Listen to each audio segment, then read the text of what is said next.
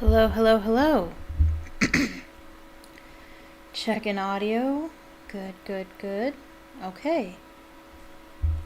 Hello, fellow witches and wizards. My name is PhoenixGinny, and welcome to the stream. Welcome to the next Storytime Saturday, number 18. That's a lot. And welcome to my very first charity live stream. So it's not gonna be a big deal. I'm just going to be streaming like I normally do. It's just now I have a charity linked in the description, which I have on the screen there. The charity that we will be featuring today is LDF, which is Legal Defense and Education Fund. It is under the umbrella of the NAACP, which is the National Association for the Advancement of Colored People, in honor of Black History Month. So you might be wondering why I'm not using something like Tiltify to do my charity live stream. I looked into Tiltify, and it looks like you can't use any charity that you want. You can only support charities that already have like a profile with them, and I don't want to be limited on what kind of charities I can choose. Also, the reason why streamers use Tiltify is usually because they have a lot of subscribers and they can do cool benefits and benchmarks and all kinds of stuff. They can have a goal you can reach, and I just don't get that many viewers, so it just didn't seem worth it to me, especially knowing that they take a cut of the donations that are given. And if I had a bunch of viewers with a bunch of subscribers and whatnot donating at once, it wouldn't be a big deal. But since it might just be me, the cut seems a little much. Maybe in the future I'll use Tiltify, but I don't know. There's specific charities that I want to donate to that don't have a profile on Tiltify, and I don't want to be limited that way. We'll see, though. I don't know. So right now it's just little old me on my little old channel. And if you want to donate, you just click on the link in the description. The link doesn't take you directly to the NAACP LDF website directly. It takes you to charitynavigator.org. And what that website does is it gives you a rundown of the charity, and it gives you information on where their money goes and how successful they are and what they're trying to accomplish and things like that, which is really good if you are unsure about a particular charity and you want to know exactly what they do and exactly where the money goes. Charity Navigator is really good for that. It takes you right to the page of the charity that I am donating to in the link, and it tells you all about that charity if you want to know. And also, it gives you a link to their website if you want to. You can donate right there on that page that the link takes you to. Or if you feel more comfortable, you can donate right to the charity. Their link is on that page, the link directly to their website if you want that as well. I've already donated. I donated $15. That is the amount that I'm able to give. So if you're able to give anything, please do. If you're not able to give anything at all, that's okay too. I've been there too. So you can go ahead and donate there, whatever amount you like. If you do donate, please let me know in the comment section. Even if this isn't live anymore, if you're watching this and it's no longer live, you can still donate. The link is still there. As long as that link still works, you can still donate. And please, in the comment section, let me know if you donated. You don't have to tell me how much, though if you want to, you can. But if you do, please, please, please let me know, because I have no way of tracking if donations are actually going in or not. Yeah, so we are donating to the NAACP Legal Defense and Education Fund. As I said before, NAACP stands for National Association for the Advancement of Colored People, and we're doing it in the honor of Black History Month. I was researching charities and trying to figure out exactly what I wanted to do, and it's tricky. It's a tricky situation because I don't. There's debate, there's debate on the level of systemic racism that exists in this country, in America, and there's debate on how far racism goes in this country, how much of it is government related, how much it actually is within our system, how much it's in our education and culturally. There's a lot. It's a big issue, and there's a lot involved, and I don't know everything. I don't even think I know most things. But what I do know, and I think what everybody can mostly agree on, is that there's a problem. We don't know exactly what the problem is or where the problem is, and we don't always agree on how to solve the problem, but I think we can acknowledge that there is a problem. The fact is, there's way too many colored people, or African Americans, and even Latinos as well, in our jails. There's just so many of them, and you could debate whether or not they belong there or not, depending on case by case basis on exactly what the offense is. The fact is, somehow they're ending up in jail. Whose fault it is, whatever. There's something wrong there. Way too many unprovoked shootings. Whatever the problem is, there's a problem. I think we can agree on that. And while I don't know all of the issues, and I don't know exactly what's going on, these people do. The NAACP, they know. They're there on the front lines. They're there in the court systems. They know what's going on, and I trust their judgment. And if you read their mission statement, I think we can agree that that is what we all want, what all decent, non-racist people want. Specifically, I picked specifically the Legal Defense and Education Fund because they are particularly in the legal system, which is where I am the most familiar, the most comfortable giving my money to. Of course, you can give your money to the NAACP directly if you want to. But I'm going personally with the Legal Defense and Education Fund. And what they do specifically is their primary goal is to give low-income African-American people competent legal representation in the court system. So they don't have to default to whatever the state gives them. It's a way for them to have competent legal representation in the courtroom without worrying about having to pay a lot of money for a lawyer. And I think that's a right that everyone should have. It's a resource that everyone should have access to. I think it's a pretty clear-cut thing we can all agree on. They also are pushing education, trying to teach people about how far the racism issue goes in our country. And they also are looking into and protecting voting rights for everybody and things like that, equality in general. So that's what it is about. You can read more about it on the website that I have linked in the description. And so I think it's really appropriate to be doing this charity, to be sponsoring this charity today because, well,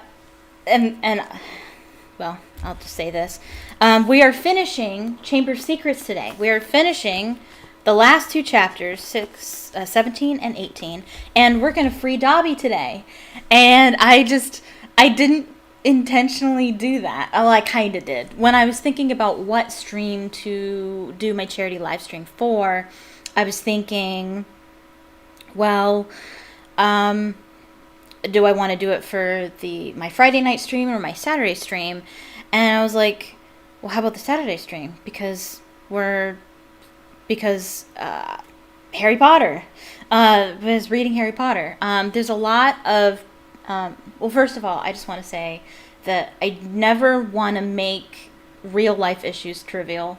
Some people might be offended that it's like, oh, you're donating in honor of Dobby. You're donating in honor of a Harry Potter character. How dare you? They're not real, and this is a real issue, and it's like making fun of or making light of a real issue.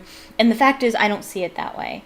And a lot of, if you're a big fan of something, it becomes real to you. So Harry Potter is, in essence, real to me and other fans, and it's how I see the world. So I will often take real life situations and kind of put them in the context of Harry Potter or some other book that I really like, and it helps me to understand it better. And so I might not understand what it's like to be an African American in this country, but I do know kind of what it's like to be a house elf, in the wizarding world, because I've read about it, and somewhat have experienced it through the character in this book. So it helps me to have sympathy and understanding, and that's what books do. That's what art does, is it opens up our worldview that way. And so just reading about, there's a lot of charities that do give and do good. I forget what it's called. I think it was called the Harry Potter Alliance. I forget exactly what it was. There's a charity long ago. I don't know if they still are in operation, but there was this kind of collective of Harry Potter fans who got together and decided to donate to particular charities at particular times in honor of Harry Potter, because of all the themes and all the good things that you learn and you glean from the books. And one of those is equality and dignity and respect for all creatures, all people. And so one of the creatures, the people groups that are taken advantage of and overlooked and mistreated in the Harry Potter books are the House Elves. They are oppressed to the point where they believed that they're supposed to be oppressed, to the point where they don't even think about not being slaves. And that's how far their oppression goes, and you really start to see things differently, especially as the books progress.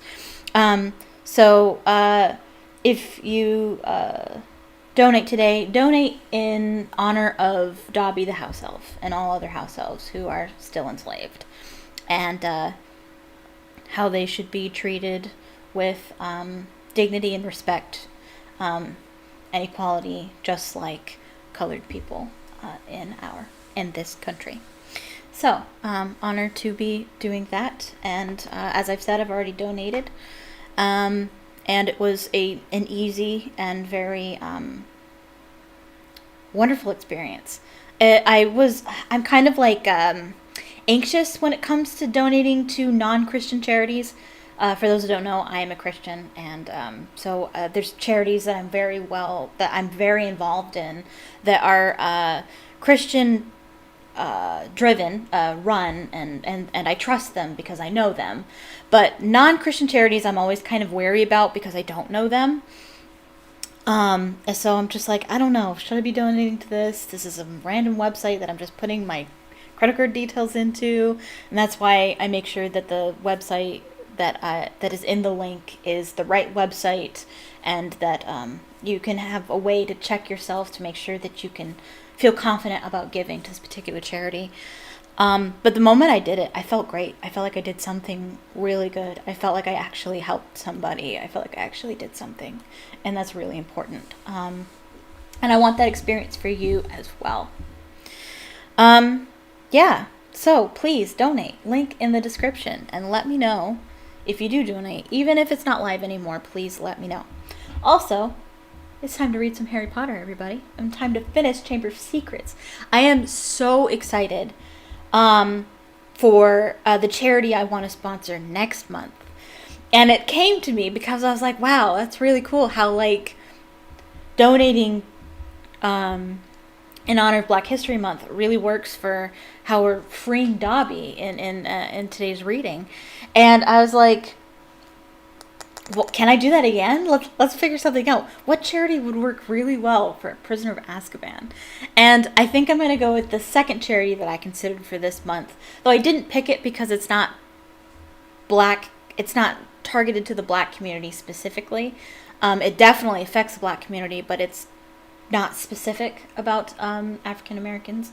So I think I want to donate to the Innocence Project, which is a charity that uses science and top-notch lawyers to help get innocent people out of jail, which is perfect for Prisoner of Azkaban because Sirius Black is put in prison and he's innocent. And it's just like, oh my gosh, it's amazing. That fits perfectly. So I think for next month's charity, we'll be donating to the Innocence Project. That would be fun. I'm excited. But now I believe I will actually get to the reading. So get comfy. Get your tea or hot beverage or cold beverage or whatever you like. I have peppermint tea today. And we will finish this. So excited. I will have 2 books done. 2 books on my channel done. So happy. And so, you can feel good because maybe you didn't read the books, all the books, you don't read very much and you hate that you want to read more but you don't have time. Well, just listen, just go onto my channel, or maybe you've already seen all of my live streams and you could say, hey, I read 2 books already. I read the first 2 Harry Potter books already because someone else read them to me. So hopefully that'll make you feel good.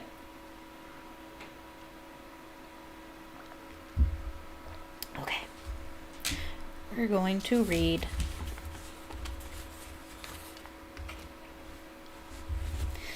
Okay.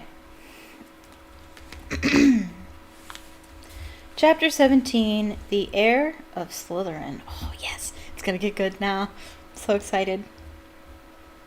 He was standing at the end of a very long, dimly lit chamber. Towering stone pillars entwined with more carved serpents rose to support a ceiling lost in darkness, casting long black shadows through the odd greenish gloom that filled the place. His heart beating very fast, Harry stood listening to the chill silence. Could the basilisk be lurking in a shadowy corner behind a pillar? And where was Ginny? He pulled out his wand and moved forward between the serpentine columns. Every careful footstep echoed loudly off the shadowy walls. He kept his eyes narrowed, ready to clamp them shut at the smallest sign of movement. The hollow eye sockets of the stone snakes seemed to be following him. More than once, with a jolt of the stomach, he thought he saw one stir.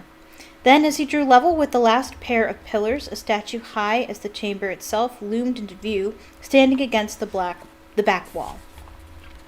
Harry had to crane his neck to look up into the giant face above.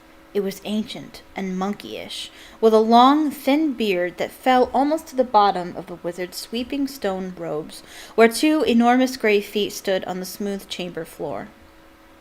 And chambers capitalized. That's interesting. I never would have thought to capitalize it.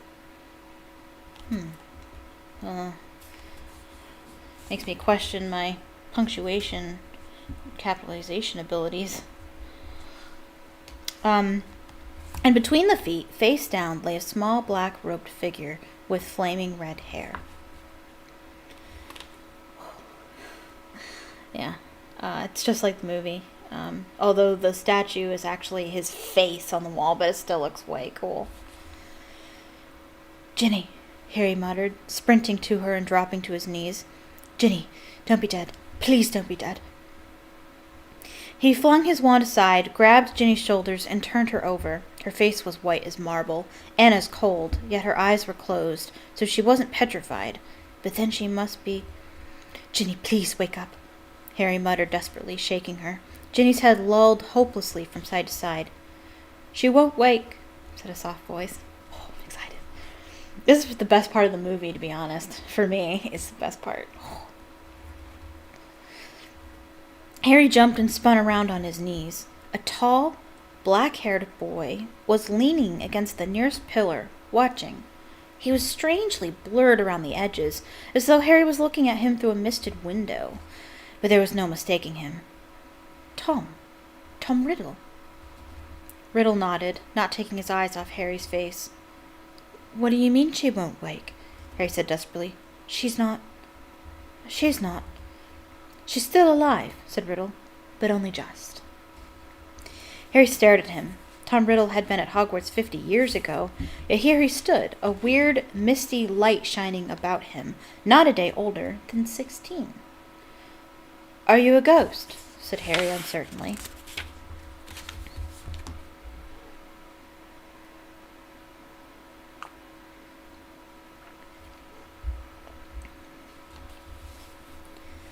"A memory," said Riddle quietly, "preserved in a diary for 50 years.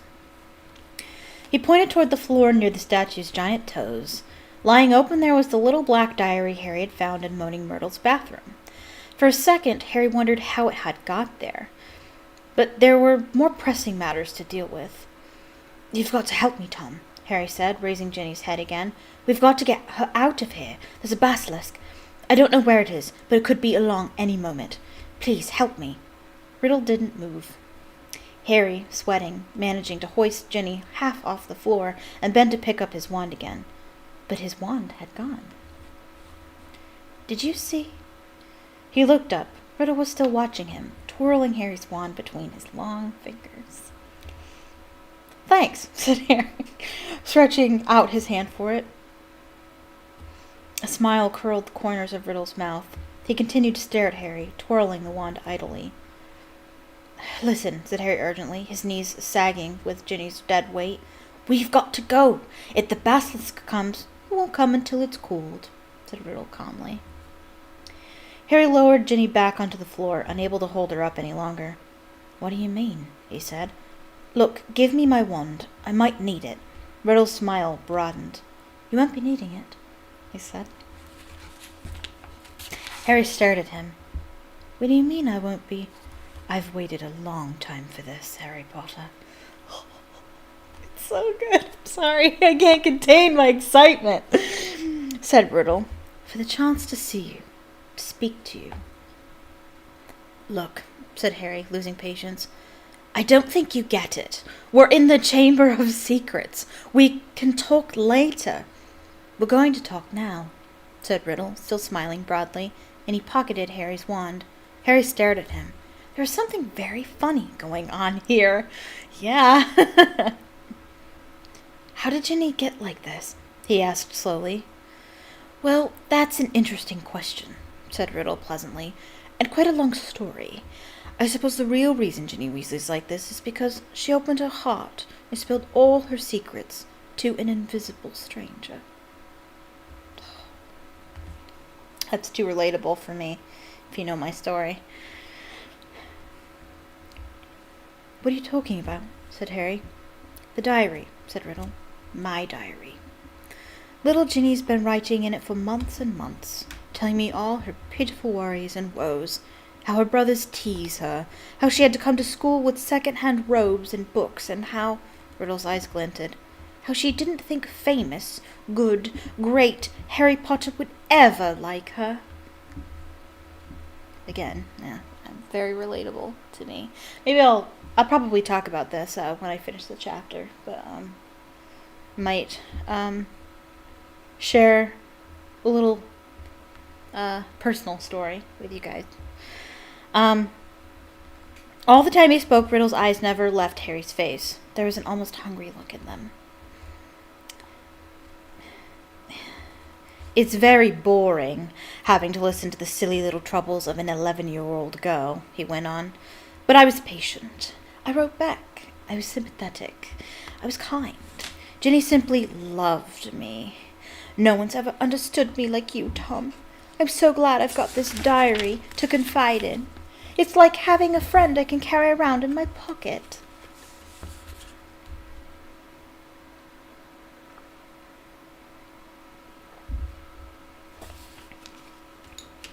Riddle laughed, a high, cold laugh that didn't suit him. It made the hair stand up on the back of Harry's neck.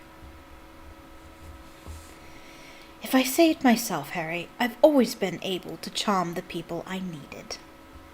So Ginny poured out her soul to me, and her soul happened to be exactly what I wanted. I grew stronger and stronger on a diet of her deepest fears, her deepest secrets, her darkest secrets. I grew powerful, far more powerful than little Miss Weasley, powerful enough to start feeding Miss Weasley a few of my secrets, to start pouring a little of my soul back into her." "What do you mean?" said Harry, whose mouth had gone very dry. "Haven't you guessed yet, Harry Potter?" said Riddle softly. "Ginny Weasley opened the Chamber of Secrets.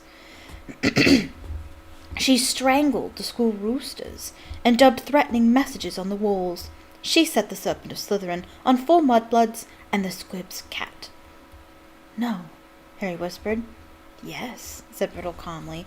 "Of course, she didn't know what she was doing at first. It was very amusing. I wish you could have seen her new diary entries. Far more interesting they became." "Dear Tom," he recited, watching Harry's horrified face, "I think I'm losing my memory. There are rooster feathers all over my robes, and I don't know how they got there. Dear Tom, I can't remember what I did on the night of Halloween, but a cat was attacked and I've got paint all down my front. Dear Tom, Percy keeps telling me I'm pale and I'm not myself. I think he suspects me. There was another attack today, and I don't know where I was. Tom, what am I going to do? I think I'm going mad. I think I'm the one who's attacking everyone, Tom." Harry's fists were clenched, the nails digging deep into his palms. "It took a very long time for stupid little Ginny to stop trusting her diary," said Riddle. "But she finally became suspicious and tried to dispose of it. And that's where you came in, Harry. You found it, and I couldn't have been more delighted. Of all the people who could have picked it up, it was you, the very person I was most anxious to meet." "And why did you want to meet me?" said Harry. Anger was carousing through him, and it was and it was an effort to keep his voice steady. "Well, you see, Ginny told me all about you, Harry," said Riddle. "Your whole fascinating history." His eyes roved over the lightning scar on Harry's forehead, and their expression grew hungrier. "I knew I must find out more about you, talk to you, meet you if I could. So I decided to show you my famous capture of that great oaf, Hagrid, to gain your trust. Hagrid's my friend," said Harry, his voice now shaking. "And you framed him, didn't you? I thought you made a mistake, but—" Riddle laughed his high laugh again. "It was my word against Hagrid's. Well, you can imagine how it looked to old Orlando Dippet. On the one hand, Tom Riddle, poor but brilliant, parentless, but so brave, school prefect, model student. On the other hand, big, blundering Hagrid, in trouble every other week, trying to raise werewolf cubs under his bed, sneaking off to the Forbidden Forest to wrestle trolls. But I admit, even I was surprised how well the plan worked.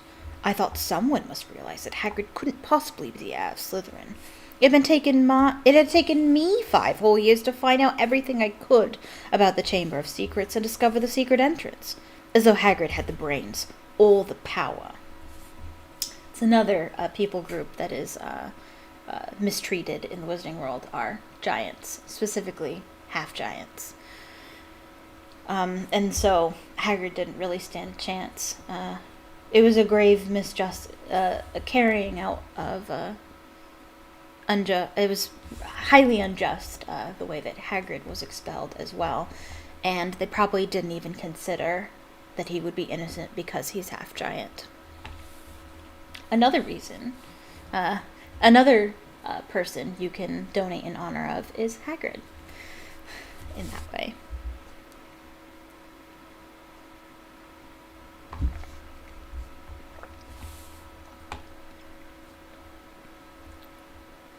Only the Transfiguration teacher, Dumbledore, seemed to think Hagrid was innocent. He persuaded Dippet to keep Hagrid and train him as a gamekeeper. Yes, I think Dumbledore might have guessed.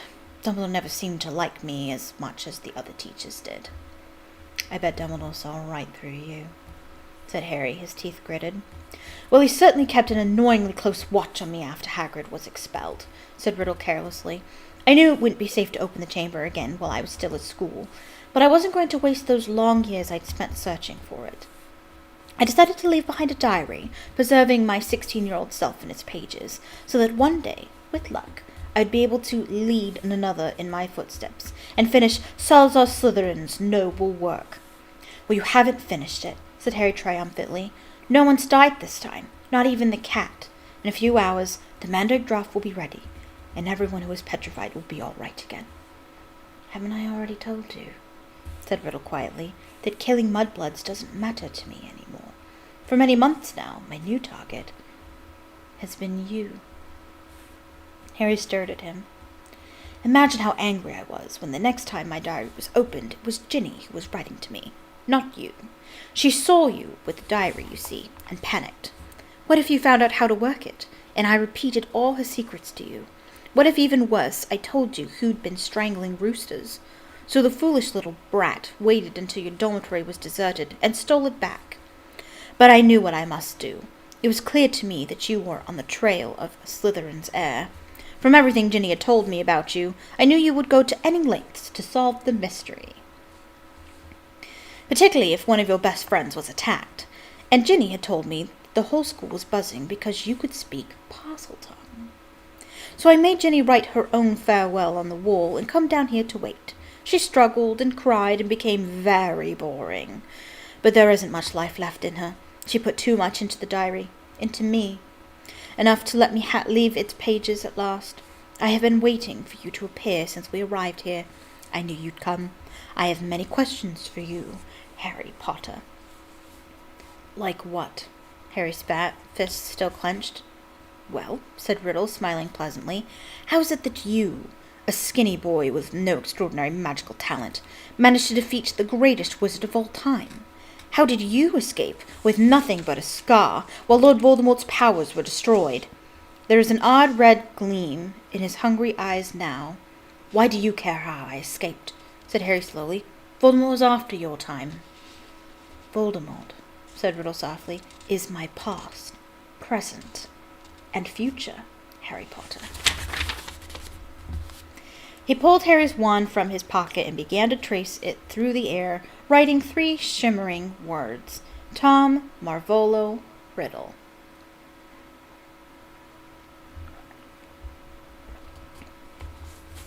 Then he waved the wand once, and the letters of his name rearranged themselves. "I am Lord Voldemort." Am I Lord Voldemort? Sorry.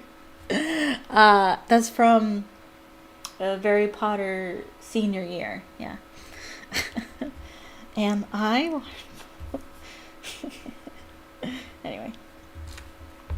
"You see," he whispered, "it was a name I was already using at Hogwarts. To my most intimate friends only, of course. You think I was going to use my filthy Muggle father's name forever? I, in whose veins runs the blood of Salazar Slytherin himself, through my mother's side? I, keep the name of a foul, common Muggle who abandoned me even before I was born, just because he found out his wife was a witch? Well, I don't think it was just because of that, but well, he had been hoodwinked their whole relationship. Anyway, we'll get there. No, Harry. I fashioned myself a new name, a name I knew wizards everywhere would one day fear to speak, when I became the greatest sorcerer in the world." Harry's brain seemed to have jammed. He stared numbly at Riddle, at the orphaned boy who had grown up to murder Harry's own parents, and so many others. At last he forced himself to speak. "You're not," he said, his quiet voice full of hatred. "Not what?" snapped Riddle. "Not the greatest sorcerer in the world," said Harry, breathing fast. "Sorry to disappoint you in all that, but the greatest wizard in the world is Albus Dumbledore." Which is exactly what he says in the game. Like, he says it differently in the movie. In the game, though, that's pretty word for word, though. And the, which one? Is it PS1? PS2? I think it's PS2. I don't know. I didn't play either of them. I just watched people play them. Everyone says so. Even when you were strong, you didn't dare try and take over at Hogwarts. Dumbledore saw through you when you were at school, and he still frightens you now, wherever you're hiding these days. The smile had gone from Riddle's face, to be replaced by a very ugly look.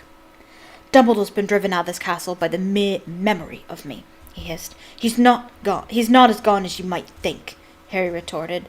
He was speaking at random, wanting to scare Riddle, wishing rather than believing it to be true. Riddle opened his mouth, but froze. Music was coming from somewhere. Riddle whirled around to stare down the empty chamber. The music was growing, louder. It was eerie, spine-tingling, unearthly. It lifted the hair on Harry's scalp and made his heart feel as though it was swelling to twice its normal size. Then, as the music reached such a pitch that Harry felt it vibrating inside his own ribs, flames erupted at the top of the nearest pillar. I want to talk about that at the end of the chapter, too.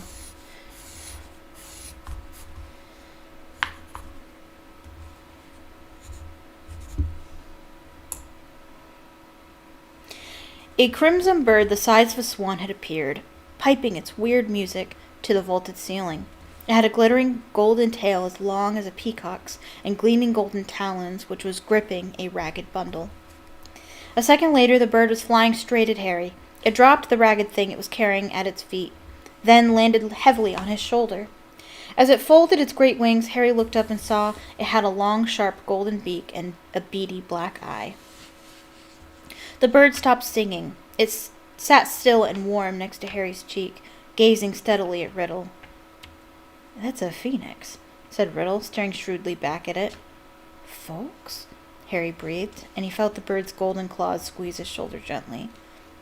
"And that," said Riddle, now eyeing the ragged thing that Fawkes had dropped, "that's the old school sorting hat." So it was.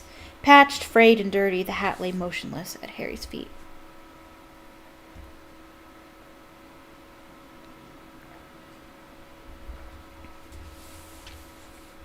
Riddle began to laugh again. He laughed so hard that the dark chamber rang with it, as though 10 Riddles were laughing at once. "This is what Dumbledore sends his defender. A songbird and an old hat. Do you feel brave, Harry Potter? Do you feel safe now?" Harry didn't answer. He might not see what use Fawkes or the Sorting Hat were, but he was no longer alone, and he waited for Riddle to stop laughing, with his courage mounting. "To business, Harry," said Riddle, still smiling broadly. "Twice, in your past, in my future, we have met, and twice I failed to kill you. How did you survive? Tell me everything. The longer you talk," he added softly, "the longer you stay alive." Yeah, like I would tell you. Yeah, let me just tell you all about it.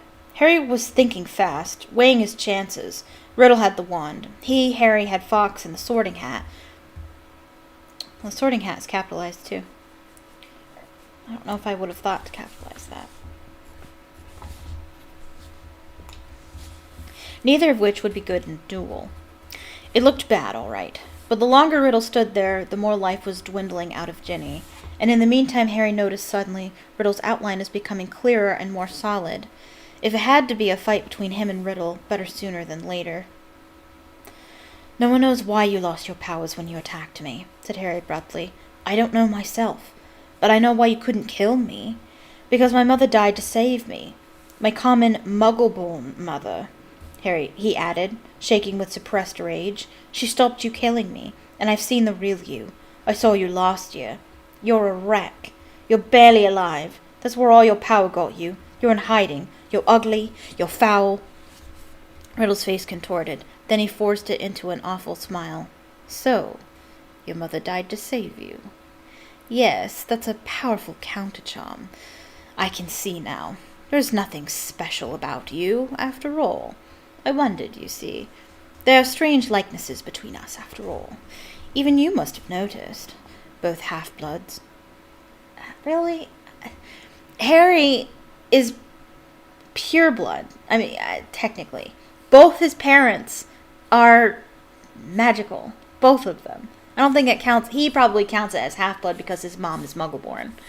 But not technically. Both half-bloods, orphans, raised by muggles. Probably the only 2 Parselmouths to come to Hogwarts since the great Slytherin himself. We even look something alike.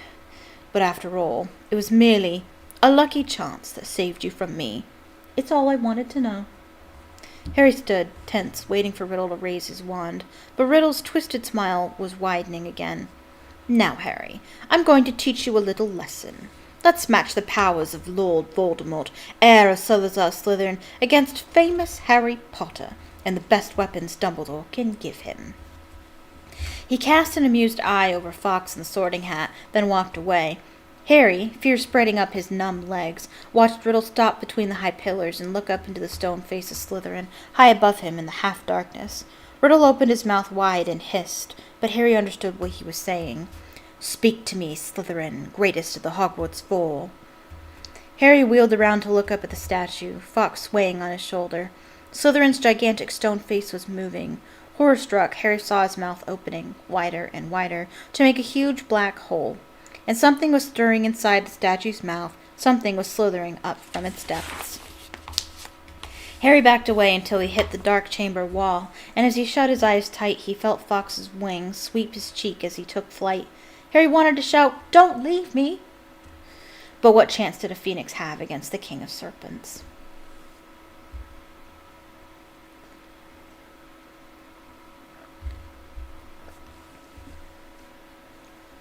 Something huge hit the stone floor of the chamber.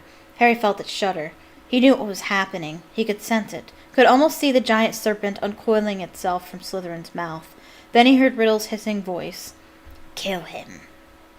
The basilisk was moving toward Harry. He could hear its heavy body slithering heavily. Why would you say heavy twice?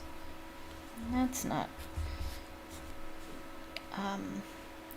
That's generally a no-no in writing, to use the same word in the same sentence, or even close to each other. He could hear its heavy body slithering heavily across the dusty floor. Eyes still tightly shut, Harry began to run blindly sideways, his hands outstretched, feeling his way. Voldemort was laughing. Harry tripped. He fell hard into the stone and tasted blood. The serpent was barely feet from him. He could hear it coming. There was a loud, explosive spitting sound right above him, and then something heavy hit Harry so hard that he was smashed into the wall. Waiting for fangs to sink through his body, he heard more mad hissing, something thrashing wildly off the pillars. He couldn't help it. He opened his eyes wide enough to squint at what was going on. In the movie, he just looks and sees what's going on the shadow on the wall, which is quite clever. The enormous serpent, bright poisonous green, thick as an oak trunk, had raised itself high in the air, and its great blunt head was waving drunkenly between the pillars. As Harry trembled, ready to close his eyes if it turned, he saw what had distracted the snake. Fawkes was soaring over its head, and the basilisk was snapping furiously at him with fangs long and thin as sabers. Fawkes dived. His long golden beak sank out of sight, and a sudden shower of dark blood splattered the floor. The snake's tail thrashed, narrowly missing Harry, and before Harry could shut his eyes, it turned. Harry looked straight into its face, and saw that its eyes, both its great, bulbous yellow eyes, had been punctured by the phoenix. Blood was streaming to the floor, and the snake was spitting in agony. "No!" Harry heard Riddle screaming. "Leave the bird! Leave the bird! The boy's behind you! You can still smell him! Kill him!" The blinded serpent swayed, confused, still deadly. Fawkes was circling its head, piping its eerie song, jabbing here and there at its scaly nose as the blood poured from its ruined eyes. "Help me! Help me!" Harry muttered wildly. "Someone! Anyone!" The snake's tail whipped across the floor again. Harry ducked. Something soft hit his face. The basilisk had swept the sorting hat into Harry's arms. Harry seized it. It was all he had left, his only chance. He rammed it onto his head and threw himself flat onto the floor as the basilisk's tail swung over him again. "Help me! Help me!" Harry thought, his eyes screwed tight under the hat. "Please help me." There was no answering voice. Instead, the hat contracted, as though an invisible hand was squeezing it very tightly. Something very hard and heavy thudded onto the top of Harry's head, almost knocking him out, stars winking in front of his eyes. He grabbed the top of the hat and pulled it off, and felt something long and hard beneath it. A gleaming silver sword had appeared inside the hat, its handle glittering with rubies the size of eggs.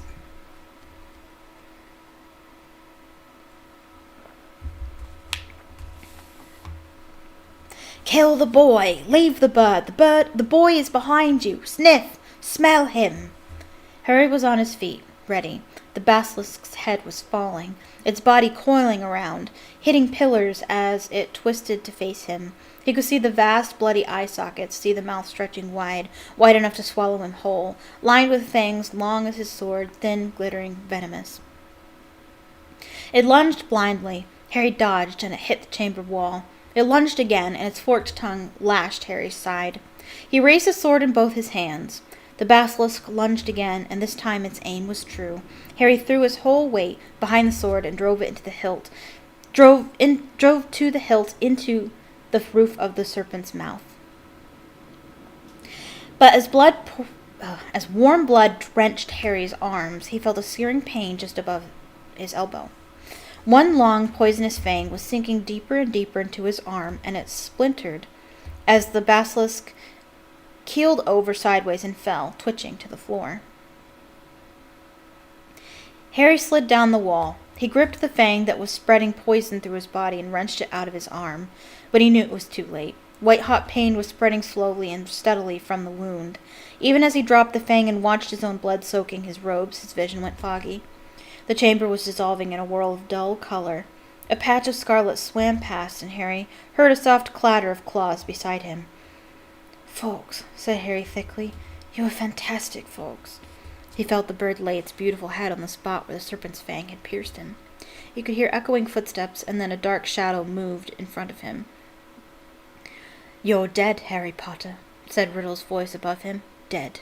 Even Dumbledore's bird knows it. Do you see what he's doing, Potter? He's crying." He knows what a phoenix is. How does he not know that phoenix tears heal? Harry blinked. Fox's head slid in and out of focus. Thick, pearly tears were trickling down the glossy feathers. "I'm going to sit here and watch you die, Harry Potter. Take your time. I'm in no hurry." What an idiot. Huh.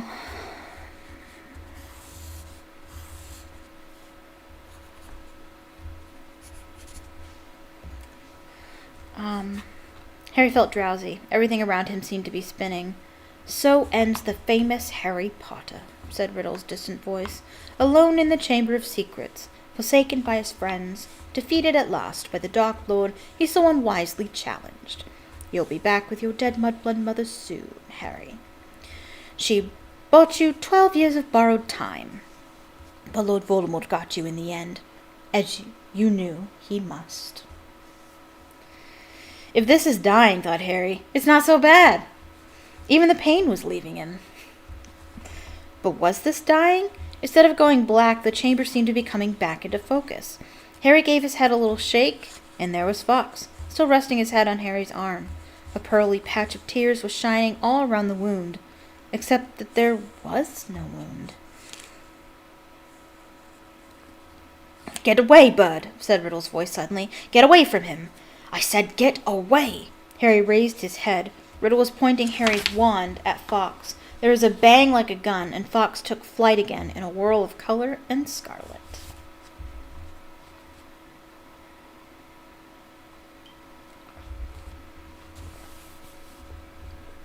"Phoenix tears," said Riddle quietly, staring at Harry's arm. "Of course. Healing powers. I forgot." He looked into Harry's face. "But it makes no difference. In fact, I prefer it this way. Just you and me, Harry Potter. You and me." He raised the wand. Then, in a rush of wings, Fawkes had soared back overhead, and something fell into Harry's lap. The diary. For a split second, both Harry and Riddle, wand still raised, stared at it. Then, without thinking, without considering, as though he had meant to do it all along, Harry seized the basilisk's fang on the floor next to him and plunged it straight into the heart of the book. "Yeah!" There was a long, dreadful, piercing scream. Ink spurted out of the diary in torrents, streaming over Harry's hands, flooding the floor. Riddle was writhing and twisting, screaming and flailing, and then he had gone. Harry's wand fell to the floor with a clatter, and there was silence. Silence except for the steady drip, drip of ink still oozing from the diary. The basilisk venom had burned a sizzling hole right through it. Shaking all over, Harry pulled himself up. His head was spinning as though he had just traveled miles by flue powder. Slowly he gathered together his wand and the sorting hat, and with a huge tug retrieved the glittering sword from the roof of the basilisk's mouth. "One Horcrux down!" He doesn't know yet.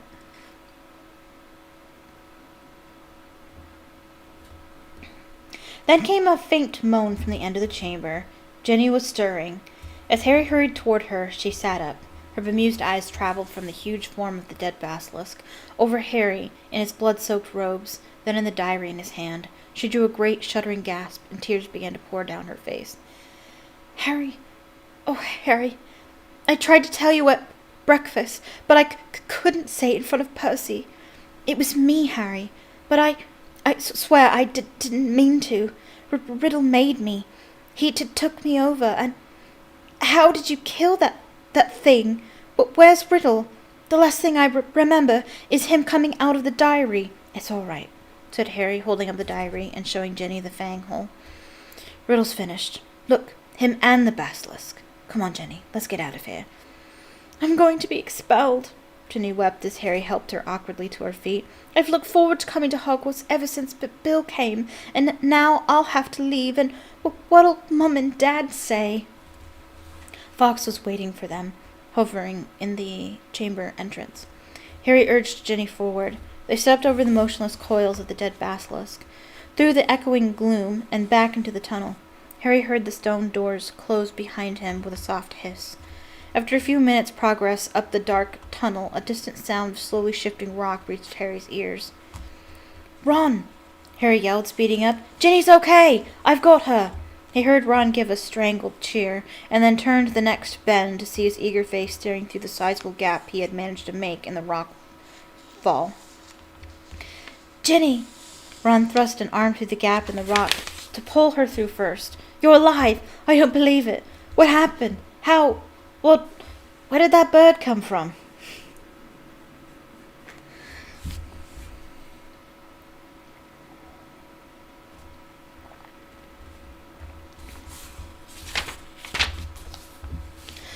Fawkes had swooped through the gap after Ginny. He's Dumbledore's, said Harry, squeezing through himself. How come you've got a sword? Said Ron, gaping at the glittering weapon in Harry's hand. I'll explain when we get out of here, said Harry with a sideways glance at Ginny, who was crying harder than ever. But later, Harry said shortly. He didn't think it was a good idea to tell Ron yet, who'd been opening the chamber, not in front of Ginny anyway. Where's Lockhart? Back there, said Ron, still looking puzzled, but jerking his head up the tunnel toward the pipe. He's in a bad way. Come and see. Led by Fawkes, whose wide scarlet wings emitted a soft golden glow in the darkness, they walked all the way back to the mouth of the pipe. Gilderoy Lockhart was sitting there, humming placidly to himself. His memory's gone, said Ron. The memory charm backfired. Hit him instead of us. Hasn't got a clue who he is, or where he is, or who we are. I told him to come and wait here. He's a danger to himself. Lockhart peered good-naturedly up at them all. Hello, he said. Odd sort of place this is, isn't it?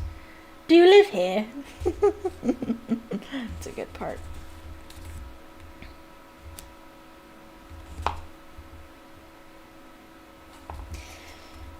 No, said Ron, raising his eyebrows at Harry. Harry bent down and looked up the long, dark pipe. Have you thought how we're going to get back up this? He said to Ron. Ron shook his head, but Fawkes the Phoenix had swooped past Harry and was now fluttering in front of him, his beady eyes bright in the dark. He was waving his long golden tail feathers. Harry looked uncertainly at him. He looks like he wants you to grab hold, said Ron, looking perplexed. But you're much too heavy for a bird to pull up there. Fawkes, said Harry, isn't an ordinary bird. He turned quickly to the others. We've got to hold on to each other. Ginny grabbed Ron's hand. Professor Lockhart, he means you, said Ron sharply at Lockhart. You hold Ginny's other hand. Harry took the sword and the sorting hat into his belt. Ron took hold of the back of Harry's robes, and Harry reached out and took hold of Fawkes's strangely hot tail feathers. An extraordinary lightness seemed to spread through his whole body, and the next second, in a rush of wings, they were flying upward through the pipe. Harry could hear Lockhart dangling below him, saying, Amazing! Amazing! This is just like magic! The chill air was whipping through Harry's hair, and before he'd stopped enjoying the ride, it was over. All four of them were hitting the wet floor of Moaning Myrtle's bathroom, and as Lockhart straightened his hat, the sink head that hid the pipe was sliding back into place. Myrtle goggled at them. You're alive, she said blankly to Harry. There's no need to sound so disappointed, he said grimly, wiping flecks of blood and slime off his glasses.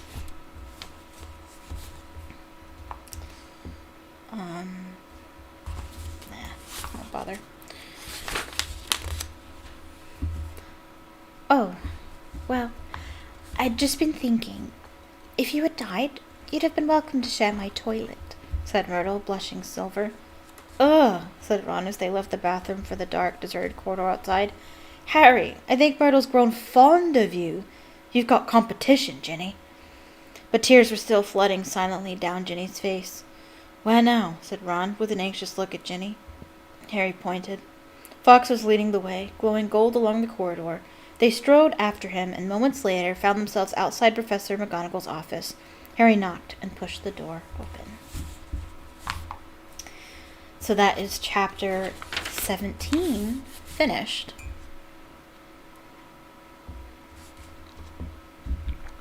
So I wanted to talk about a few things. This chapter is particularly important to me as far as my personal journey goes. Marked specific sections. Well, my story has been posted on the channel before. You can view the whole thing on, I forget what video it is. It's the Storytime Saturday, in which I put that I tell my my personal testimony. And I was talking about the Mirror of Erised. Was it the Mirror of Erised?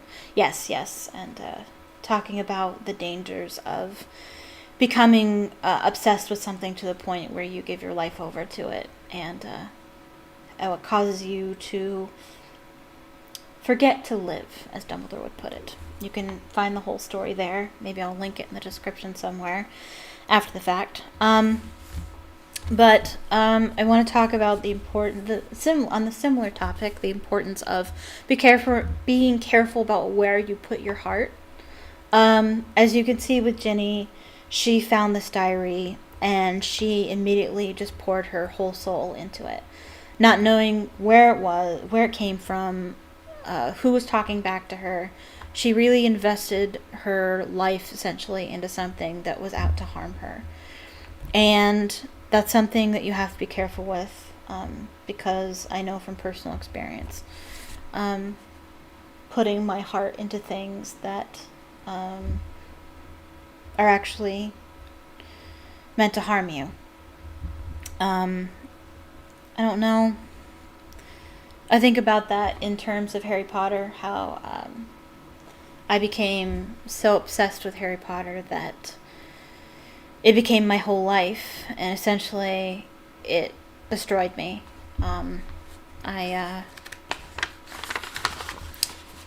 My growth as a person was extremely stunted. I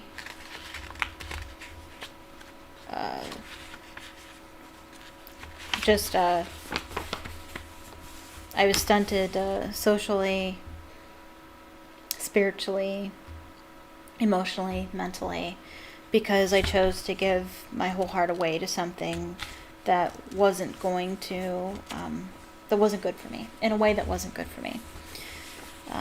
Not that Harry Potter isn't good, but it really needs to be treated respectfully and with distance, at least when it comes to me. Because it's very easy for me to give myself over to anything. It's very easy for me to give my heart over to things. I wear my heart on my sleeve, and so, and I'm a very giving person. And it appears Ginny is too.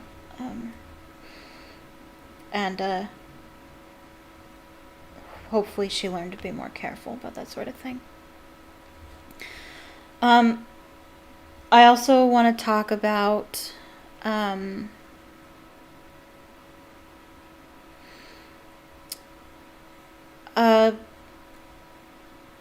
I am as a person and where I want to go with this channel and where I want to go with my life in general. This chapter is so, it really speaks to me as a person.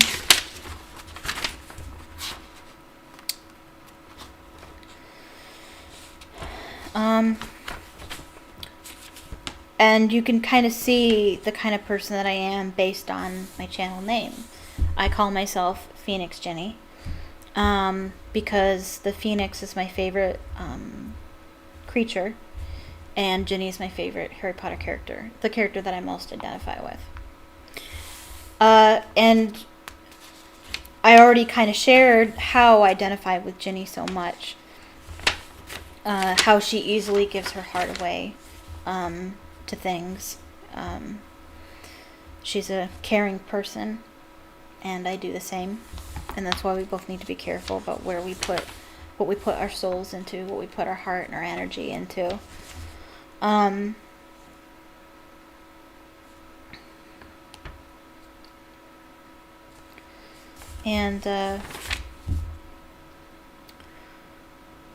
know what it's like to be in love with somebody who doesn't love you back. And she talked about it with Riddle. Talked about how she was desperate for Harry to like her.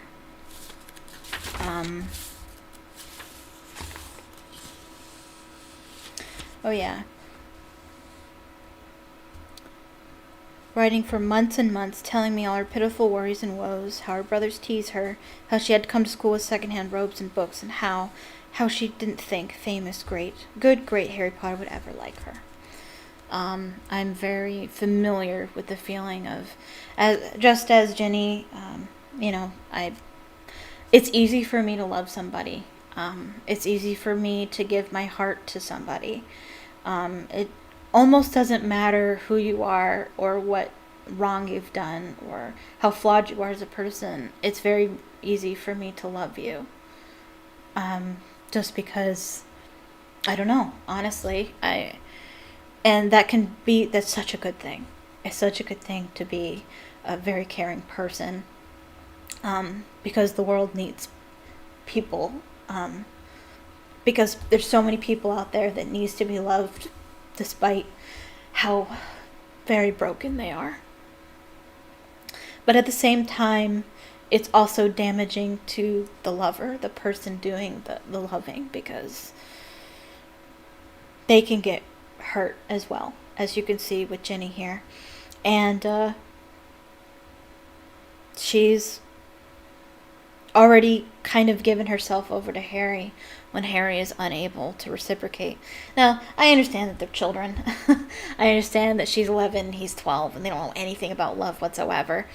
But you see that throughout the series. Ginny continues to have feelings for Harry all the way up to where they actually start the relationship, and Harry just doesn't.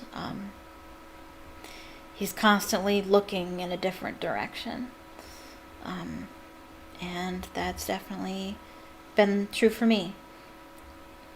I feel like I've always pretty much always have ever fallen in love with people who won't even look at me. And it's incredibly painful and frustrating. And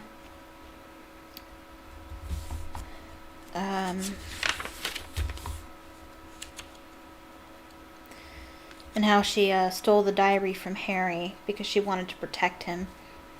I mean, you could argue that she stole the diary because she didn't want Harry to know all the secrets that she put into it, and that's probably part of it, but also she stole it because she wanted to protect him from Tom Riddle, and I would do the same, without question.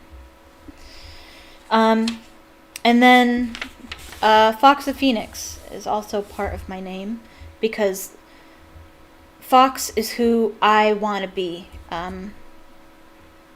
I view myself as a phoenix, and that's what I want to grow and aspire to be. I will read this bit again. Music was coming from somewhere. Riddle whirled around to stare down the empty chamber. The music was growing louder. It was eerie, spine-tingling, unearthly. It lifted the hair on Harry's scalp and made his heart feel as though it was swelling to twice its size. Then, as the music reached such a pitch that Harry felt it vibrating inside his own ribs, flames erupted at the top of the nearest pillar. That's what I want to be. Everything that I do. the writing that I do, and my YouTube channel, and everything that I ever create, I do because I want to be that music that makes your heart swell to twice its normal size. When Harry hears that song, he becomes brave. And I want to make people brave. I want to make people feel like they can do anything, and that they can be the very best version of themselves, and to want to be the very best version of themselves. That's what Harry Potter does for me, and that's what I want to do for other people. Phoenix Tears of Healing Powers.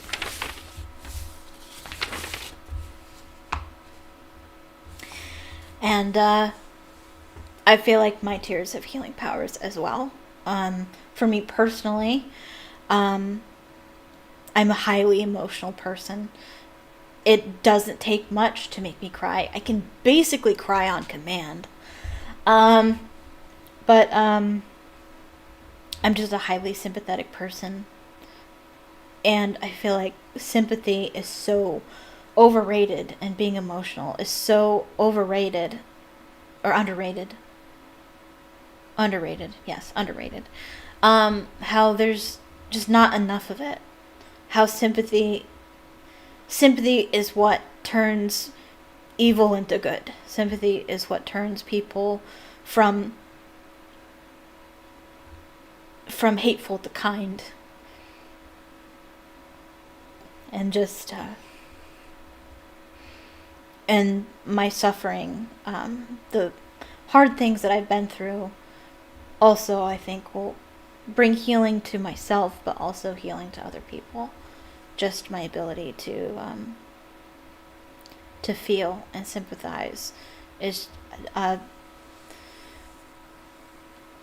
I've been told for a lot of my life that I'm too emotional, that I'm too dramatic. Stop crying, If I'm ever yelled at, I start crying, and then I'm immediately told to stop crying. I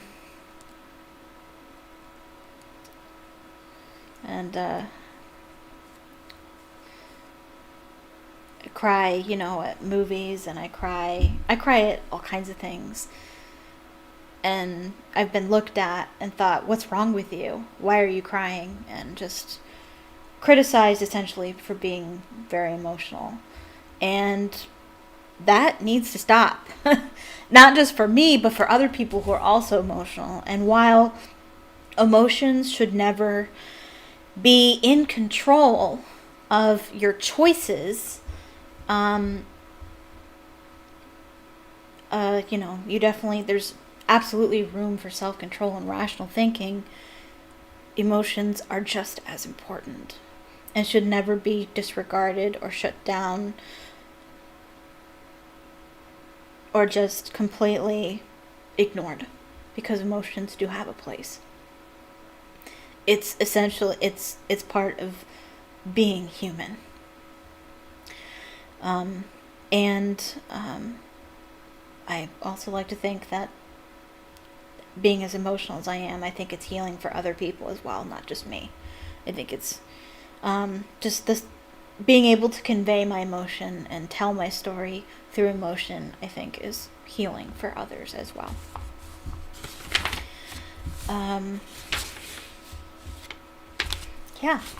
So that is my story, very, very cut down. Because I totally forgot to do this. I totally forgot that I wanted to do this, that I decided a long time ago that I was going to tell my story again when I read this chapter, but then it became my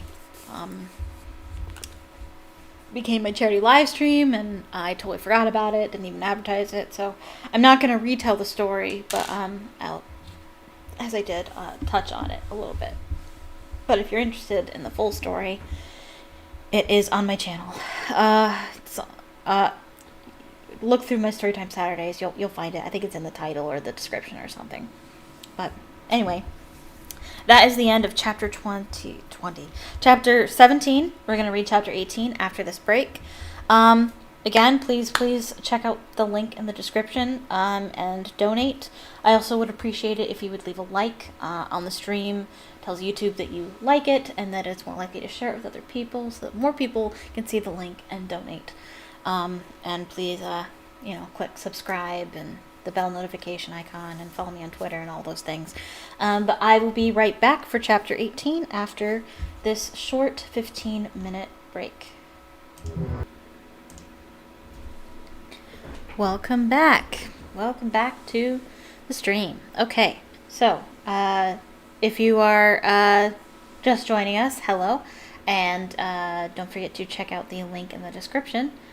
We are doing a charity live stream today, and we are supporting the NAACP, and they are the LDF, which is their legal defense and education fund in particular. That is the particular branch that I'm supporting. Link in the description takes you to charitynavigator.org, and they'll show you all about the charity in question, and you can donate on that page as well. So please do that. And if you do donate, let me know in the chat or in the comment section below if you're watching this after the fact. Okay, so getting back to reading, we're on chapter 18, the last chapter. Chapter 18, Dobby's Reward.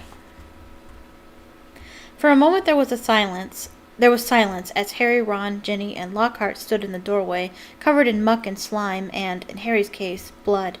Then there was a scream. "Ginny!" It was Mrs. Weasley, who had been sitting, crying in front of the fire. She leapt to her feet, closely followed by Mr. Weasley, and both of them flung themselves on their daughter. Harry, however, was looking past them. Professor Dumbledore was standing by the mantelpiece, beaming, next to Professor McGonagall, who was taking great, steadying gasps, clutching her chest. Fawkes went whooshing past Harry's ear and settled on Dumbledore's shoulder, just as Harry found himself and Ron being swept into Mrs. Weasley's tight embrace. "You saved her! You saved her! How did you do it?"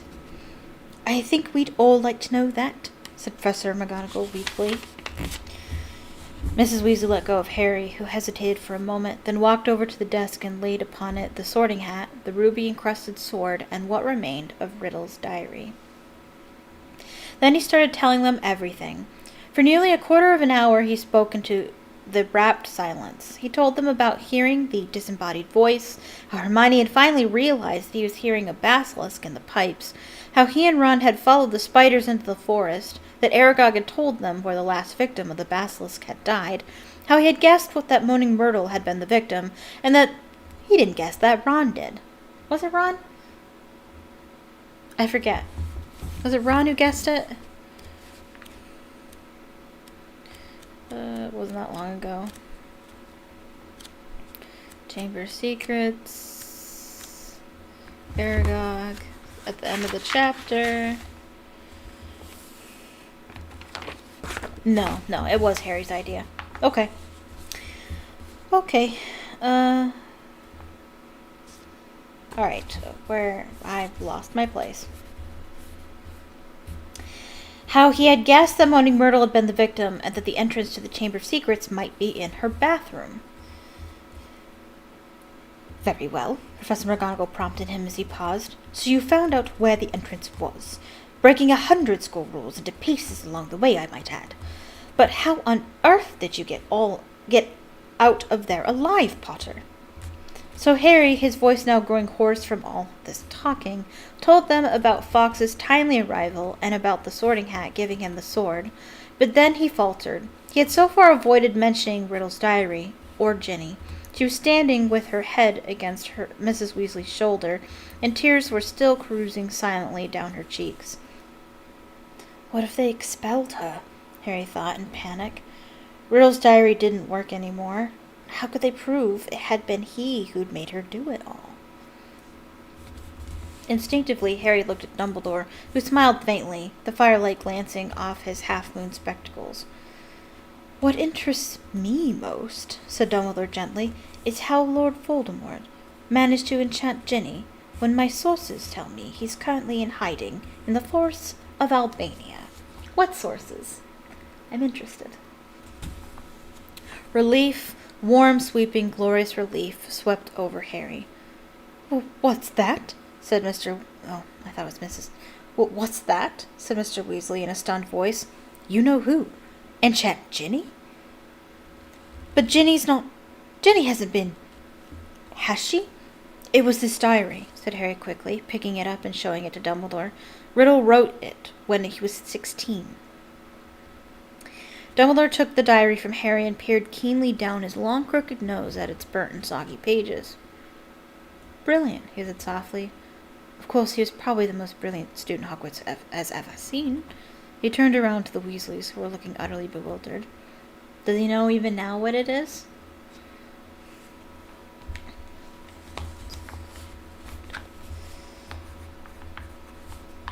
I'm gonna write that.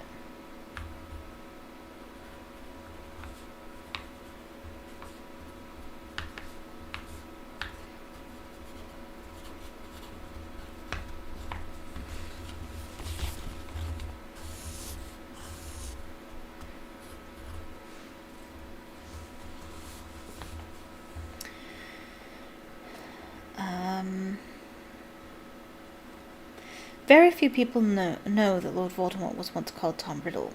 I taught him myself 50 years ago, at Hogwarts.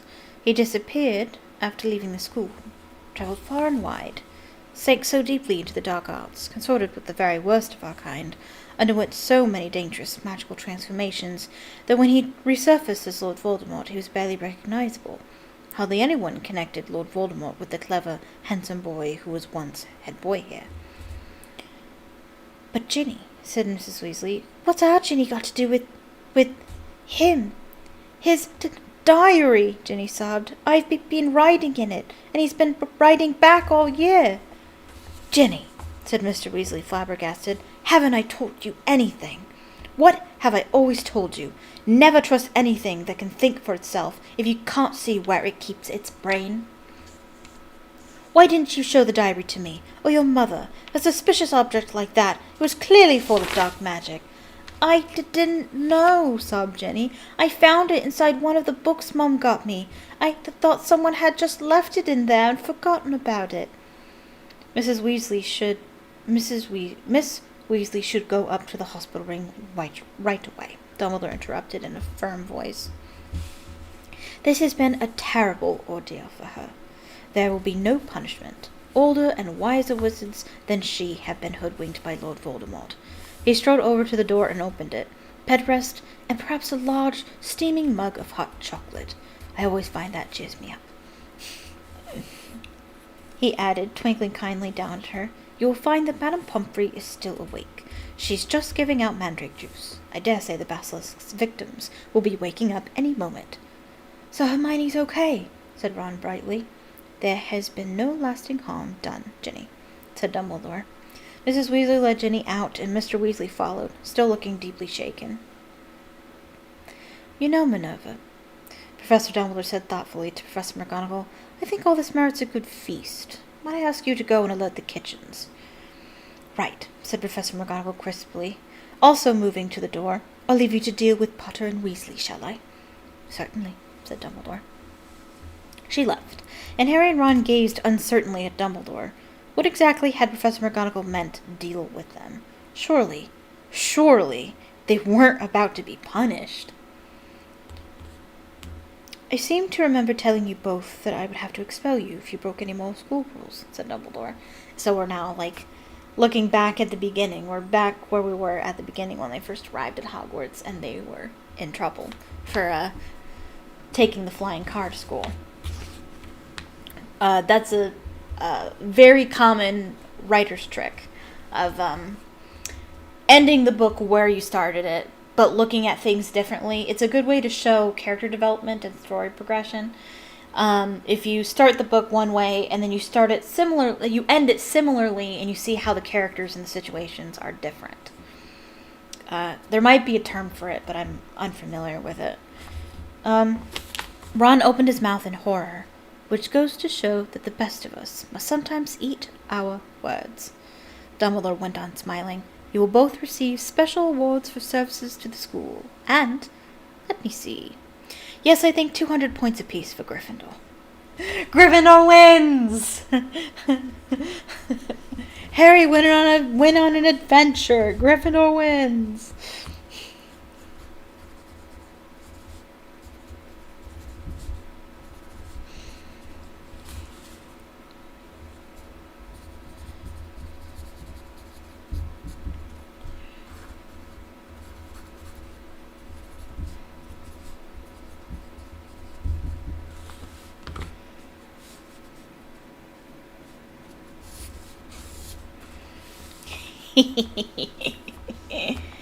Ron went as brightly pink as Lockhart's Valentine flowers and closed his mouth again. But one of us seems to be keeping mightily quiet about his part in this dangerous adventure, Dumbledore added. Why so modest, Gilderoy? Harry gave a start. He'd completely forgotten about Lockhart. He turned and saw that Lockhart was standing in a corner of the room, still wearing his vague smile. When Dumbledore addressed him, Lockhart looked over his shoulder to see who he was talking to. Professor Dumbledore, Ron said quickly. There was an accident down in the Chamber of Secrets. Professor Lockhart. Am I a professor? Said Lockhart in a mild surprise. Goodness, I expect I was hopeless, was I?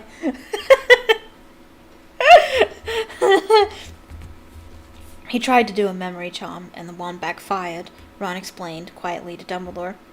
Dear me, said Dumbledore, shaking his head, his long silver mustache quivering. Impaled upon your own sword, Gilderoy. Sword? Said Lockhart dimly. Haven't got a sword. That boy has, though. He pointed at Harry. He'll lend you one. Do you mind taking Professor Lockhart up to the infirmary, too? Dumbledore said to Ron. I'd like a few more words with Harry. Lockhart ambled out. Ron cast a curious look back at Dumbledore and Harry as he closed the door. Dumbledore crossed to one of the chairs by the fire. Sit down, Harry, he said, and Harry sat, feeling unaccountably nervous. First of all, Harry, I want to thank you, said Dumbledore, eyes twinkling again. You must have shown me real loyalty down in the chamber. Nothing but that could have called Fawkes to you.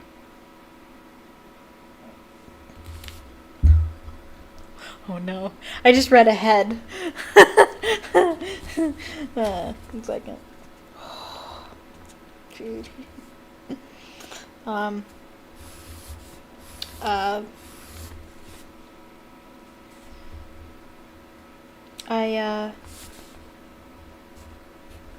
often make Christian connections because I am a Christian, and it feels distinctly Christian that Dumbledore would say that. The whole act of Harry being loyal to Dumbledore, even when Dumbledore wasn't there, he still had faith that Dumbledore was there in spirit, you know? And then Fawkes came in. And I just feel like I make connections between that and the Holy Spirit, you know, like, I mean, when you're a Christian and you're under pressure, for whatever reason, facing adversity, and when you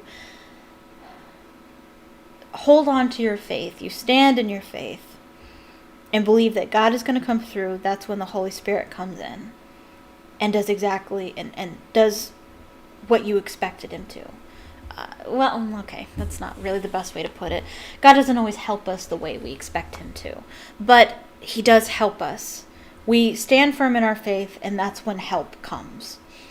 It might not always come right away, and it might not always come in the way we expect it to, but it works like that, when we show loyalty to God, he shows loyalty to us.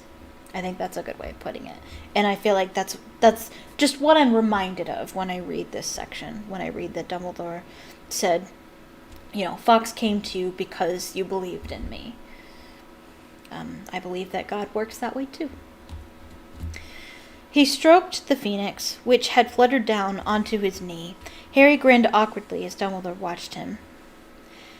"And so you met Tom Riddle," said Dumbledore thoughtfully. "I imagine he was most interested in you."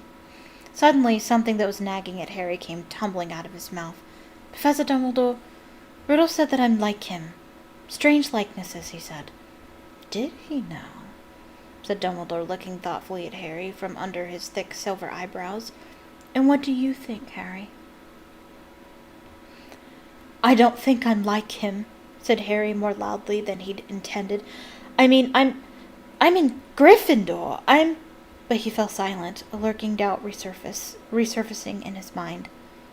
"Professor," he started again for a moment, "the Sorting Hat told me I'd have done well in Slytherin. Everyone thought I was Slytherin's heir for a while, because I can speak Parseltongue." "You can speak Parseltongue, Harry," said Dumbledore calmly, "because Lord Voldemort, who is the last remaining ancestor of Salazar Slytherin, can speak Parseltongue. Unless I'm much mistaken, he transferred some of his own powers to you the night he gave you that scar. Not something he intended to do, I'm sure." "Voldemort put a bit of himself in me?" Harry said, thunderstruck. Dude, you don't even know. You don't even know the extent of how true that statement is. Oh, man. Whew. J.K. Rowling just giving the whole game away in that one sentence, and we didn't even know it. It certainly seems so.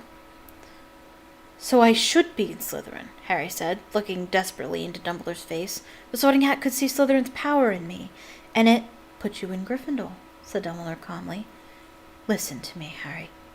You happen to have many qualities Salazar Slytherin prized in his hand-picked students. His own very rare gift, Parseltongue, resourcefulness, determination, a certain disregard for the rules," he added, his mustache quivering again. "Yet the Sorting Hat placed you in Gryffindor. You know why that was. Think." "It only put me in Gryffindor," said Harry in a defeated voice. "But because I asked not to go in Slytherin." "Exactly," said Dumbledore, beaming once more. "Which makes you very different from Tom Riddle. It is our choices, Harry, that show what we truly are, far more than our abilities." Yes, and that's something that I marked it. I want to remember that, and it's a quote that I think of often.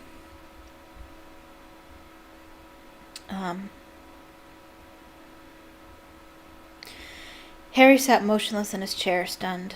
"If you want proof, Harry, that you belong in Gryffindor, I suggest you look more closely at this." That's also another connection between... Oh, wait, no, that's Deathly Hallows. Don't listen to me. Dumbledore reached across to Professor McGonagall's desk, picked up the blood-stained silver sword. Wow, tongue twister. Blood-stained silver sword, and handed it to Harry. Dully, Harry turned it over, the rubies blazing in the firelight, and then he saw the name engraved just below the hilt. Godric Gryffindor.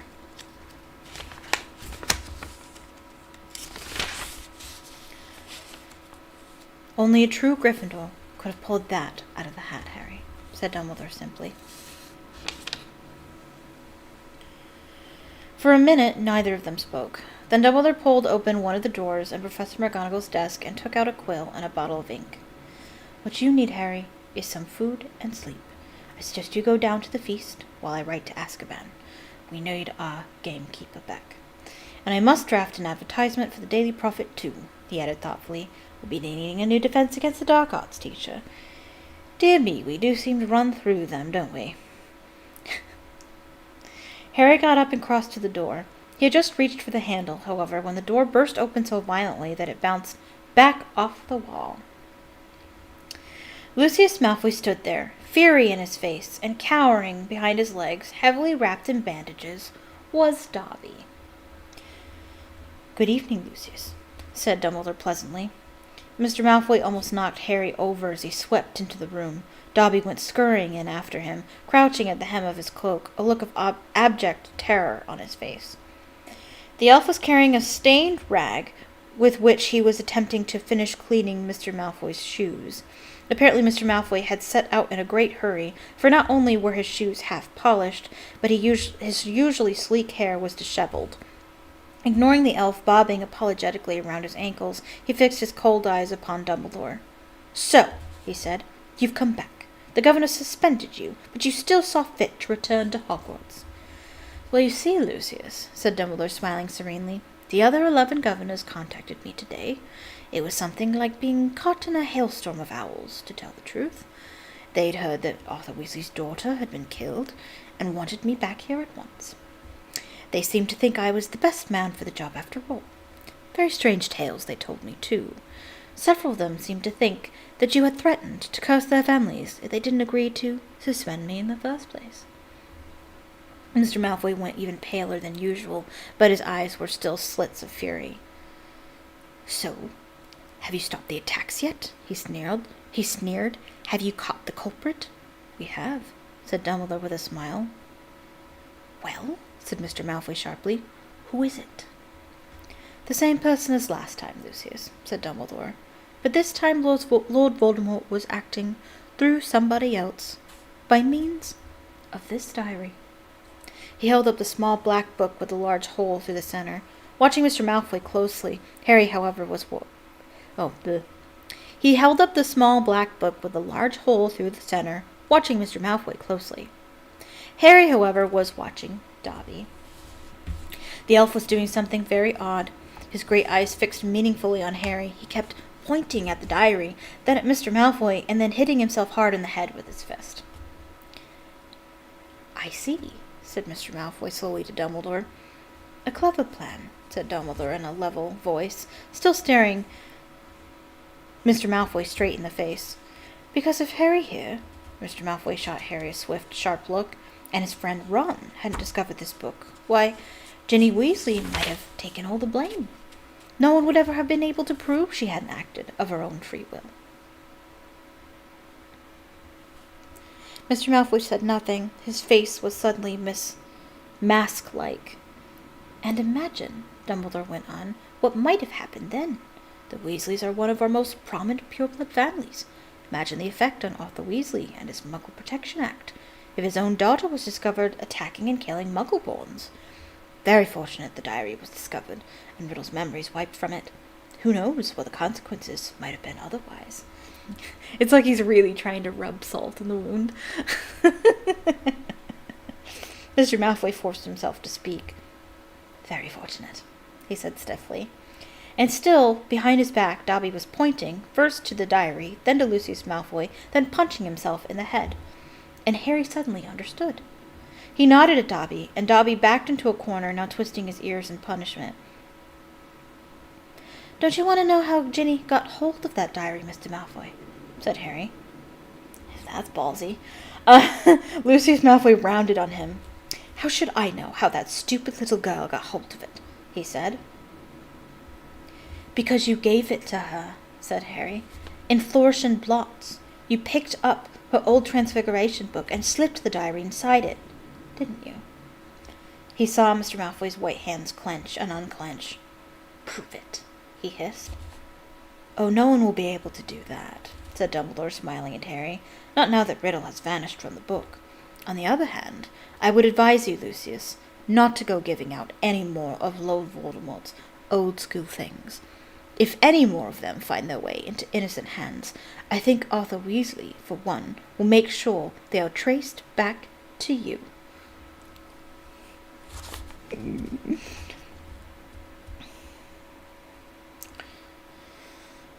Lucius Malfoy stood for a moment, and Harry distinctly saw his right hand twitch as though he was longing to reach for his wand. Instead, he turned to his house elf. "We're going, Dobby." He wrenched open the door, and as the elf came hurrying up to him, he kicked him right through it. They could hear Dobby squealing with pain all the way along the corridor. Harry stood for a moment, thinking hard. Then it came to him. "Professor Dumbledore," he said hurriedly, "can I give that diary back to Mr. Malfoy, please?" "Why?" Well, I mean, I'm sure Dumbledore probably figured out in his head what Harry was going to do. But that's such an odd request. In the movie, it makes way more sense. Because, again, another instance where the movie's actually better than the book. They don't discuss the fact that it was Lucius who gave the book to Ginny. Until he's already left the office. So Harry's like, hey, I want that diary so I can give it back to Lucius Malfoy because it's actually his. And that's where Harry would explain, you were the one that gave it to Ginny. But they already talked about that, so this feels kind of odd and out of place now.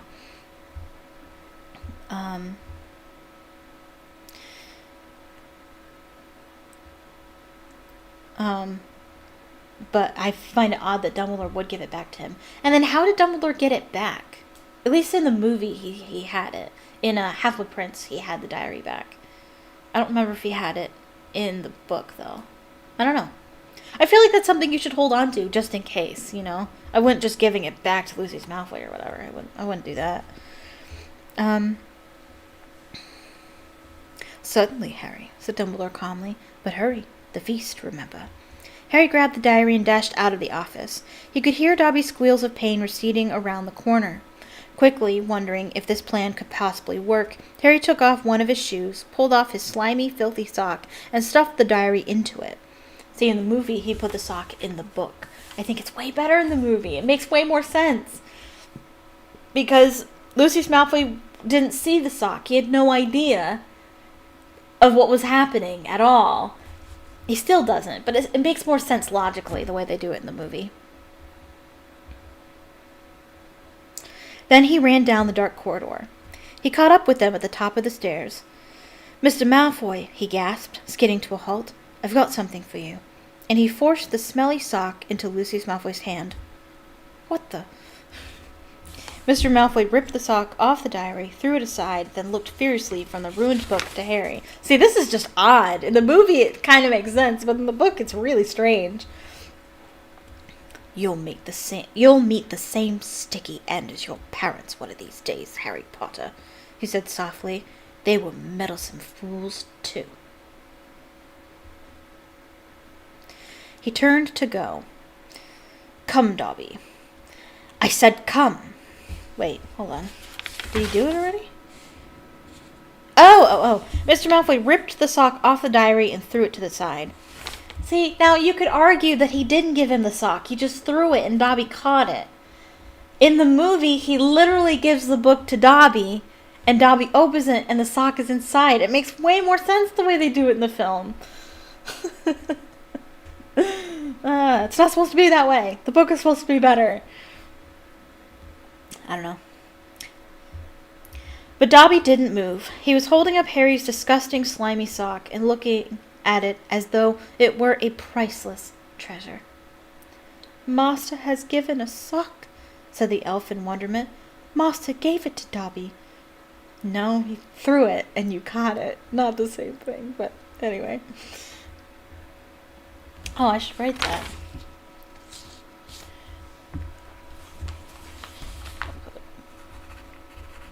Makes way more sense.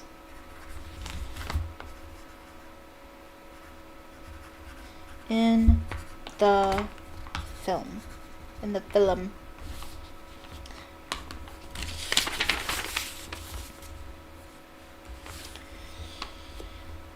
What's that? Spat Mr. Malfoy. What did you say? Got a sock, said Dobby in disbelief. Master threw it, and Dobby caught it, and Dobby is free.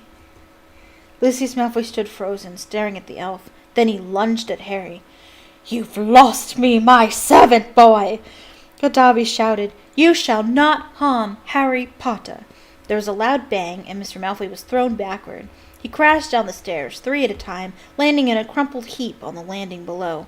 He got up, his face livid, and pulled out his wand, but Dobby raised a long, threatening finger. You shall go now, he said fiercely, pointing down at Mr. Malfoy. You shall not touch Harry Potter. You shall go now. Lucius Malfoy had no choice. With a last incensed stare at the pair of them, he swung his cloak around him and hurried out of sight. Harry Potter freed Dobby! said the elf shrilly, gazing up at Harry, moonlight from the nearest window reflected in his orb-like eyes. Harry Potter set Dobby free! Least I could do, Dobby, said Harry, grinning. Just promise never to try and save my life again. Actually, he will. Unfortunately. The elf's ugly brown face split suddenly into a wide, toothy smile. I've just got one question, Dobby, said Harry as Dobby pulled on Harry's sock with shaking hands. You told me all this had nothing to do with he who must not be named, remember? Well, it was a clue, sir, said Dobby, his eyes widening as though this was obvious. Was giving you a clue. The doctor before he changed his name. Could be freely named, you see. Right, said Harry weakly. Harry's not that smart, Dobby. Well, I'd better go. There's a feast, and my friend Hermione should be awake by now. Dobby threw his arms around Harry's middle and hugged him. Aww. Dobby hugs. Harry Potter is greater by far than Dobby knew, he sobbed. Farewell, Harry Potter. And with a final loud crack, Dobby disappeared. Where'd he go? Harry had been to several Hogwarts feasts, but never one quite like this. Everybody was in their pajamas, and the celebration lasted all night. Harry didn't know whether the best bit was Hermione running toward him, screaming, You solved it! You solved it! Or Justin hurrying over from the Hufflepuff table to wring his hand and apologize endlessly for suspecting him, or Hagrid turning up at 3:30, cuffing Harry and Ron so hard on the shoulders that they were knocked into their plates of trifle, or his and Ron's 400 points for Gryffindor securing the house cup for the second year running, or Professor McGonagall standing up to tell them all that the exams had been cancelled as a school treat. That wouldn't happen in any normal school ever. Oh no, said Hermione, or Dumbledore announcing that, unfortunately, Professor Lockhart would be unable to return next year owing to the fact that he needed to go away and get his memory back. Quite a few of the teachers joined in the cheering that greeted this news. Shame, said Ron, helping himself to a jam donut. He was starting to grow on me.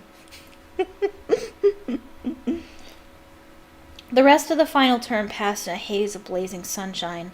Hogwarts was back to normal with only a few small differences. Defense against the dark arts classes were cancelled, but we've had plenty of practice at that anyway, Ron told the disgruntled Hermione. And Lucius Malfoy had been sacked. Oh, wow. Lucius Malfoy had been sacked as a school governor. Oh, I don't remember that. Oh, good. Draco was no longer strutting around the school as though he owned the place. On the contrary, he looked resentful and sulky.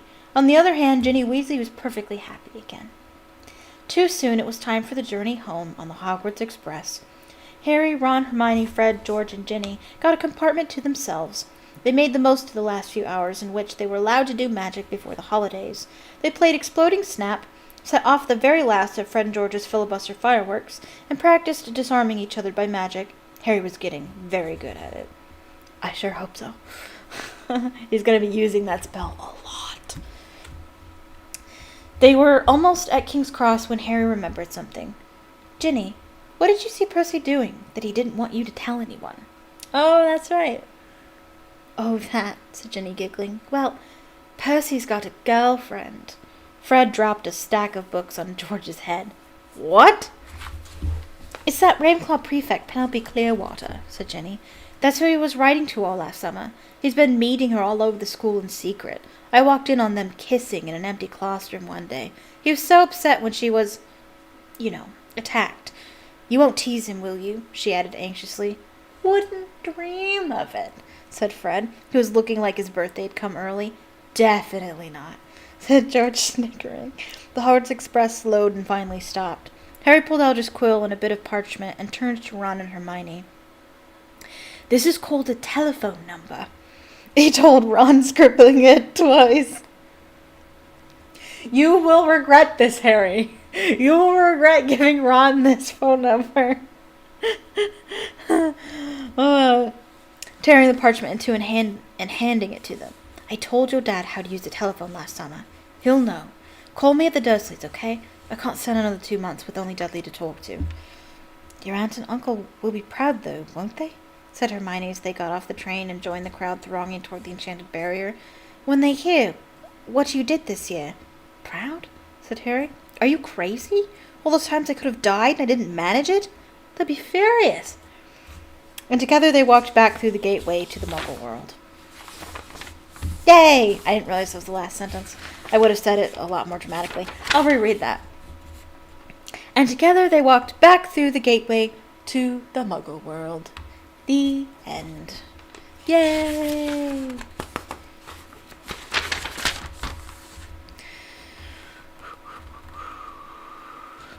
Oh my gosh. Yes! Yes, yes, yes. Exciting. Alright, and now I can mark it off as having read it for the 9th time. The 9th time, everybody. Yes. Alright, perfect. Yes, lovely. Alright, so that's it for Chamber of Secrets. Another book in the bag. Awesome. Don't forget, if you have not done so already, please click on the link in the description below to donate to the NAACP LFD. It's a lot. It's a lot to explain. LDF. Sorry. And that's why I just put it on the screen as LDF. In the description, takes you right to the Charity Navigator website. Tells you all about the charity I'm supporting, and you can go directly to their website or just donate right there from the page. You could also choose exactly what the donation goes to. You can choose where the money goes to. It could go towards criminal justice specifically. It could go towards voting rights. It can go towards education, or wherever is most needed. That's where I put my money. And they make it nice and easy and simple for you. So yeah, and even if this is no longer live, you can still donate. The link is still there and still functional. And please, please let me know in the comments if you donated. But yeah, it's been great. It's been fun. Do it in honor of Dobby, I say. So I certainly did. And I'm excited. Next month will be my charity live stream, at least as far as I'm planning now. Next month, the charity we'll be supporting is the Innocence Project. And that is the charity that helps innocent people get out of jail, people who are wrongfully imprisoned, helps them get out of jail using various methods. And it works really well for Sirius Black, because starting next week we are going to start reading Prisoner of Azkaban. I am so excited, and a lot of other people will be excited too, I'm sure, because it is a fan favorite. Not my favorite, but a fan favorite. Yes, so very exciting. So I'm not exactly sure when I'll be streaming. I'm planning on streaming the same as this week, next week, Friday and Saturday at 8 p.m., but I'm not sure about that. I will post my schedule shortly, but I will be streaming at some point, playing Lego Harry Potter years 1 through 4. We'll be playing year 4, and we'll be reading chapters 1 and 2 of Harry Potter and the Prisoner of Azkaban. Yeah. So thank you so much for watching. I hope you enjoyed it, because I certainly did. Please leave a like on the video or the stream, however you're watching this. It tells YouTube that you like it, and it's more likely to share it with other people. Please, if you're not subscribed to the channel already, click subscribe and click the bell notification icon next to it so you can be notified the next time I go live, and the next time I upload. I apologize for the lack of uploads. Don't have a whole lot of time to dedicate to uploads, but I'm still working on them. I still plan on uploading soon. Yeah, and follow me on Twitter. That's where I give all my information. That's where I give my stream schedule and whatnot. Link in the description. So that's it. Thank you so much for watching, and I hope you have a magical evening. Bye-bye.